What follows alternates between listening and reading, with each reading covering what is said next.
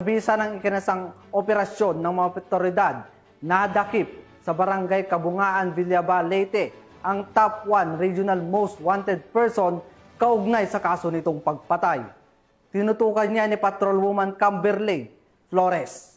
Arestado ng autoridad ang nakatalagang top 1 regional most wanted person na may kasong murder matapos mahuli sa barangay Kabungaan, Villaba, Leyte. Bandang alas 7 ng gabi nang maaresto ang akusado ng mga tauhan ng Villaba Municipal Police Station kasama ang Provincial Intelligence Team Leyte, Regional Intelligence Unit 8 at Regional Mobile Force Battalion 8 sa bisa ng warrant of arrest para sa kasong murder na walang inirekomendang piyansa. Ang akusado ay dinala sa Villaba MPS para sa kaukulang dokumentasyon at tamang disposisyon. Ang matagumpay na pagkakaresto sa akusado ay patunay lamang na epektibo ang pagpapatupad ng pambansang pulisya sa kanilang sinumpang tungkulin na maghatid ng serbisyo publiko para sa mas payapa, ligtas at maunlad na bagong Pilipinas.